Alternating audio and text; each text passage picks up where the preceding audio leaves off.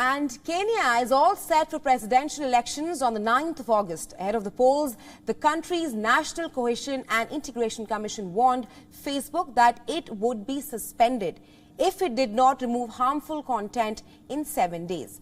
Social media in Kenya has been in problem with misinformation and calls for violence. Kenya has a history of violence around elections.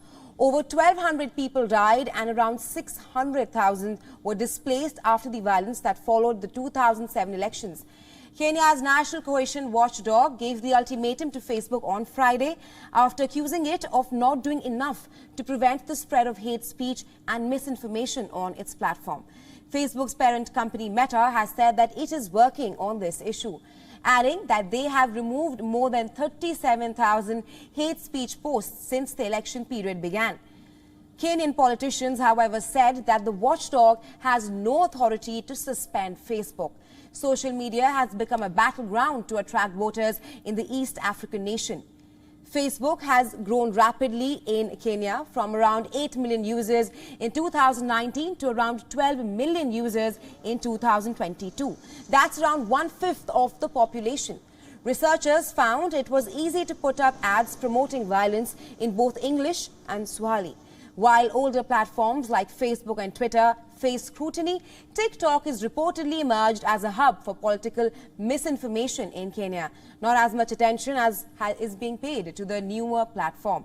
An American NGO reviewed over 130 videos from 33 accounts and found the platform with ethnically charged hate speech and misinformation.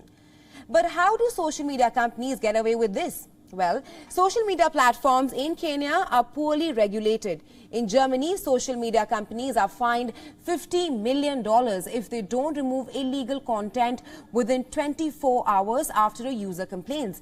However, there are no such laws present in Kenya that forces social media to enforce content moderation. There are many examples of the lax moderation. Execution videos by the Al-Shabaab terrorist group have spread on Facebook. Videos by prominent terrorists have had thousands of views before being removed. Some terror attacks have been reportedly planned using Facebook itself. TikTok does not share the number of moderators it has in Kenya.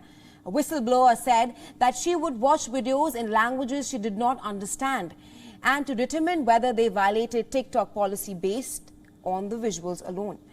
TikTok recently announced that they have dedicated a team in Kenya to safeguard the platform during the upcoming elections.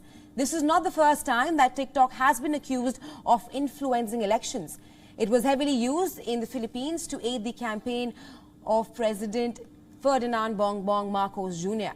His father was a brutal dictator who declared martial law in 1972.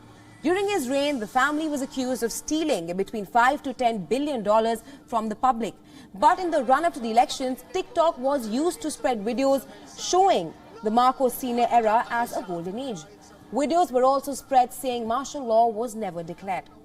Facebook has been accused of letting Russian propagandas influence the 2016 US presidential elections. While the platform has been more vigilant in the US since then, other countries continue to use the platform to manipulate their voters. Politics on social media looks like it's here to stay. Irish politicians are already amassing a following on the TikTok app ahead of the 2025 polls. As social media continues to grow, so too will misinformation and hate speech during the elections.